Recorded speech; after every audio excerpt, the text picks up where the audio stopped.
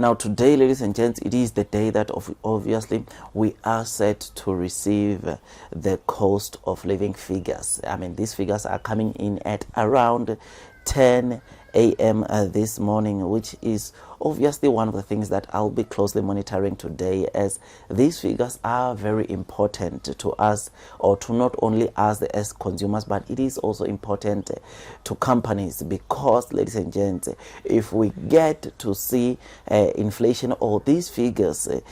continuing to surge or increasing, then we are definitely going to see the Reserve Bank increasing interest rates, or continuing to aggressively increase interest rates, trying to curb this inflation. Now, you'll know that as per the video which I did on Monday, ladies and gents, I did indicate that obviously analysts made their predictions, but it looks like now analysts, as the week unfolds, we are seeing analysts, ladies and gents, starting to predict that, or sort of like changing their prediction and predicting that, of course, they are expecting the CPI figures coming out to be better than those, or than the figure we received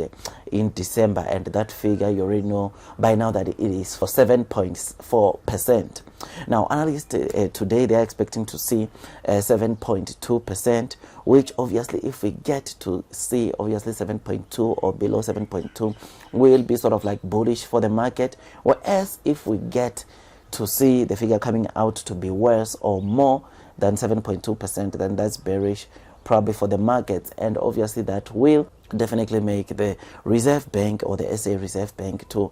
probably think of increasing interest rates by either 25 basis or 50 basis points. So this is something that obviously as consumers we don't want to see, because, ladies and gents, will definitely make or increase in interest rates is definitely going to make us pay more for home loans, car loans, credit cards, and all the other loans that obviously we are having. So this increase in interest rates is something that as consumers we don't want, but we also don't want inflation, because inflation, or when inflation goes high or is high, it just definitely means that obviously the products, services, food, maybe that we need to buy on a day-to-day, the prices are going up, which is also something that we don't want. So increase in interest rates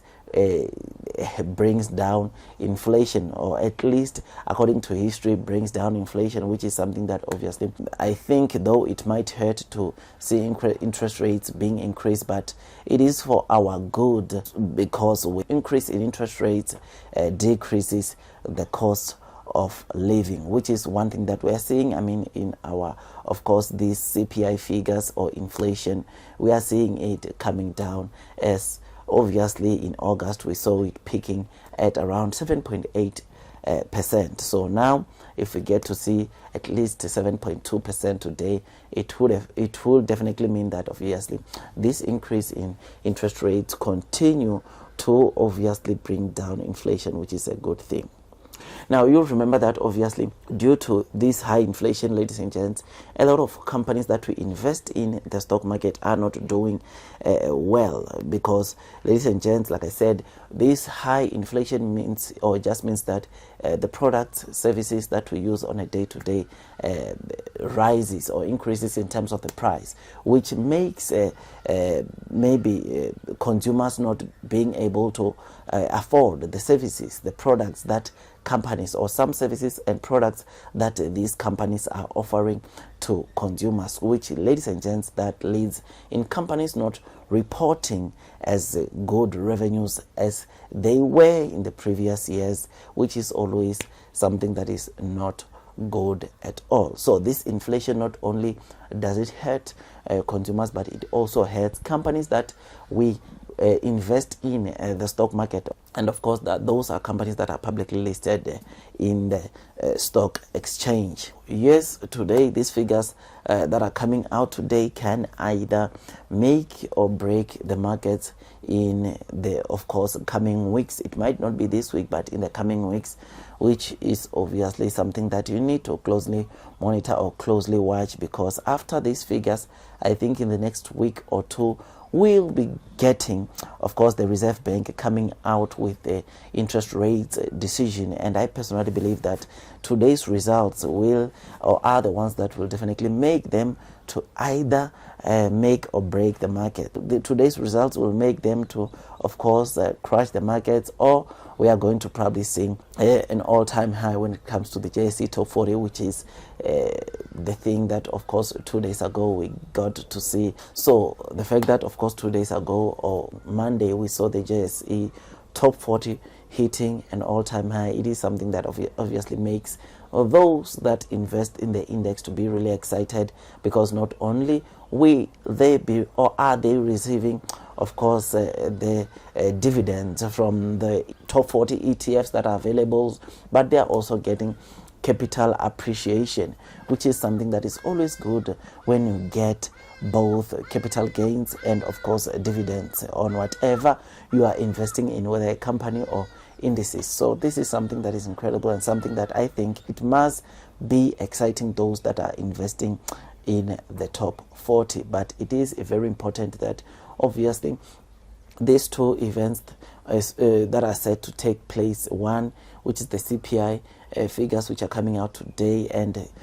two interest rate decisions which will be influenced by today's results. It is important that obviously you closely monitor these two events, as they can either break or make the markets. They can make, of course, the JSE Top 40 to continue rising or flourishing, or they can make the JSE